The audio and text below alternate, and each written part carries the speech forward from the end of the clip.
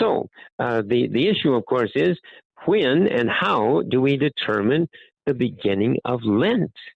And of course, it revolves around something in nature again, because Lent was determined by the first Christian council of bishops in 325.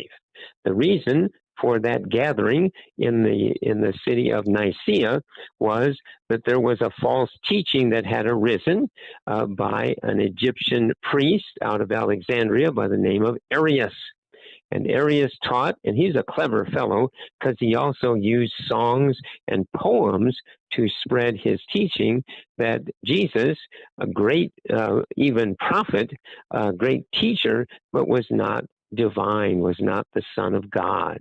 And so a council was called not by none other than the Roman Emperor Constantine in order to address the issue. It would take over 125 years before that resulted in a creed that Christians embrace called the Nicene Constantinopolitan Creed. At any rate, they also set the feast of Easter. And so the determination was that Easter would be the Sunday after the first full moon, after the first day of spring. And so that is a movable feast, of course, since it's always on a Sunday. And there's a window since the pivot point is the first full moon. So we have 28 days that can spread that feast establishment of Easter and then the beginning of Lent.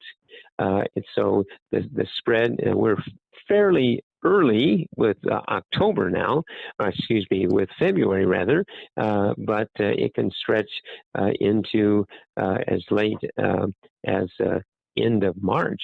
At any rate, so we have the primary holy day in the Catholic Christian calendar of Sunday.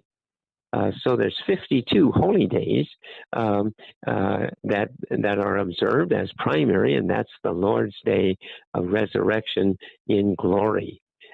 So even in Lent, Sunday retains its particular quality and character.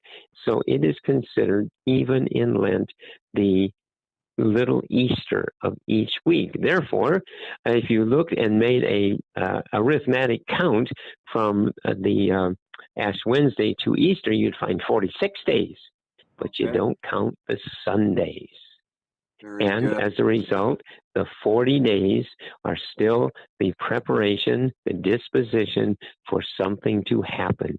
The greatest feast day that Christians have, the Lord who had suffered his passion and death, rising in glory and ascending to that glory, opening heaven for us.